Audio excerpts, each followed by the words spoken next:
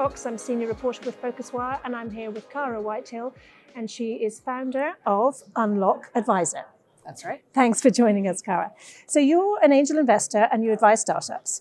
And, you know, some companies, in fact, lots of companies, they kind of dabble in accelerators and incubators and those kind of things, but ultimately they just seem to back away from them after a period of time. So I just wondered, why that is. Why is it so hard?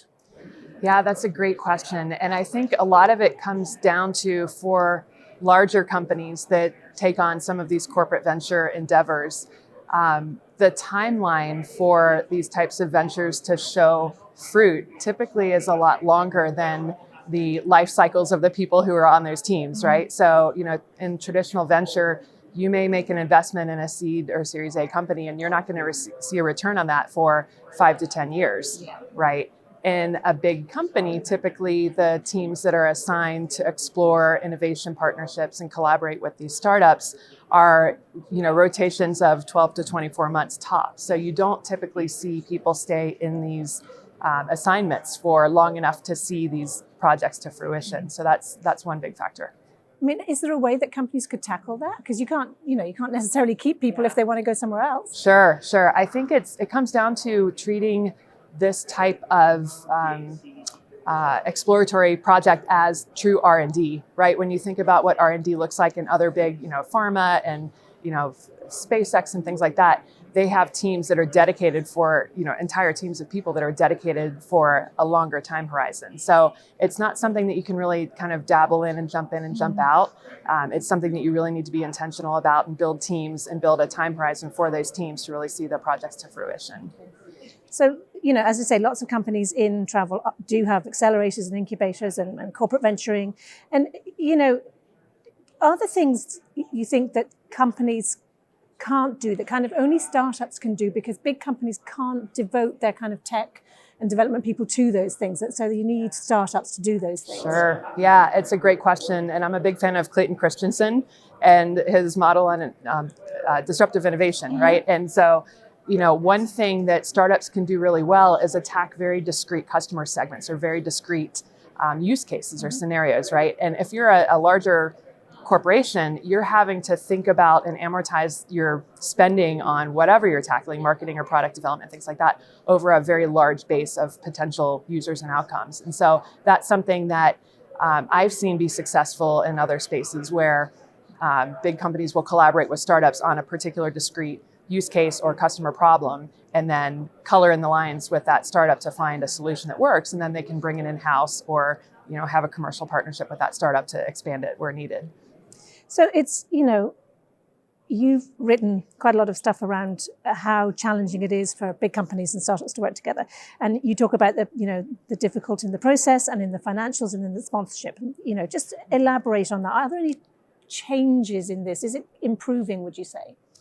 Yeah, it's definitely improving. I think, your mileage may vary from one company to the next, of course. But I think what I've seen coming out of the pandemic, so many companies had to lay off some very talented people, both big companies and startups, right? And still are, right? And still are, yeah. So I think it was easy for larger companies when they're looking where to make cuts to cut a lot of these more exploratory teams because there's not a direct, immediate ROI for these projects, right? So I think on the sponsorship side, that's where things have gotten a little tougher for startups that are looking to collaborate or looking to sell into these big companies. They may not have a dedicated team of sponsors that they can work through. So that's one thing that I think larger enterprises, if they want to be serious about exploring some of these new areas coming out of the pandemic that are very interesting to them and to get back to business as normal, I think finding a path to create some dedicated sponsorship among their executive teams, and it needs to be at the executive level. It's not enough to have ownership.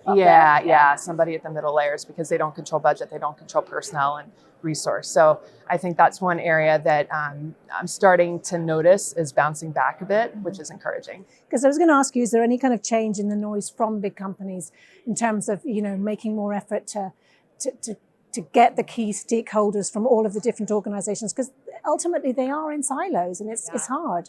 It really is hard. And I think, again, coming out of the pandemic with teams so much leaner, I think they're recognizing that a faster way to be efficient with how they grow is to find partners that they can collaborate with, whether inside the company or externally. And there's a lot of really great talent that's out there in these startup, the accelerators, the scale-ups and folks like that, that are looking for a place to grow. And I think there's a natural need on both sides of that equation to work together.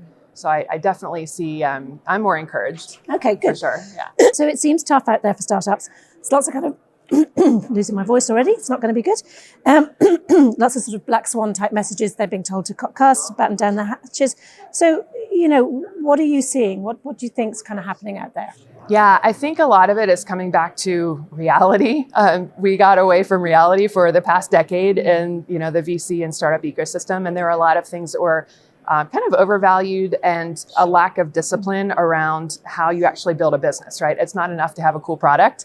Like cool products are great, but they don't pay the bills. Yeah. So I think you're seeing a lot more discipline from the investors, whether they're, VCs or angels, looking for startups that really have a solid business model, recognizing that may change, 6 or 7 or 8 times before you really get escape velocity, right? But just to know that thought process is there. I think you're starting to see more startups are expected to be better at understanding the finances and the fundraising side of what they do. Previously, they didn't really have to think about that. They could focus on product or focus on sales or focus on marketing. And now they really have to be deliberate in thinking about, what their business model looks like. So I think that's healthy. I think there's a lot of doomsday messaging out there, but I think, there's plenty of money out there.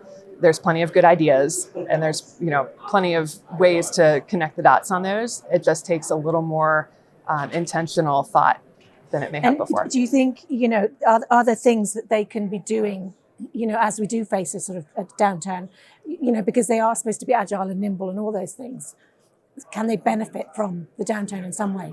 Yeah, absolutely. I think, we've seen a lot of really brilliant companies come out of past recessions, right? So, it just it forces you to be scrappy, right? And so you don't have any margin for extraneous spending, right? So it forces you to think more deliberately about, how you're going to take this to market. What is your sales model? What is your pricing model? And I think the other thing that I love about these types of events is that there's so much knowledge, and the networks here are so open to sharing ideas and feedback and things like that, I encourage every startup founder, every, early stage team, go out and find mentors, find coaches, find people that have done it before, find people in the big companies that can give you their perspective, because that will enable you to run a lot faster.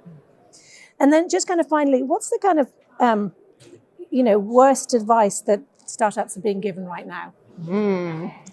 Worst advice. I think I'm seeing it start to change a little bit just coming out of, this pandemic and inflationary environment. But I think the worst advice was this whole notion of if you build it, they will come, and, as we just talked about, I think, a great product is great, but a good business model is way sexier than a cool product, right? So I think that's probably the worst advice that I would see from, a lot of investors and, coaches and mentors in the startup space too. Do you think startups are still kind of falling into that trap? I think they're finding they can't go that route anymore because they're pitching for funding and the VCs are hammering them on the financials, right? And not just the cool factor of whatever they're building. So that's, I think, the biggest piece of advice that was not super productive in the past years, but I see that changing already. Great. Cara, thank you so much for joining us. Yeah, thank you.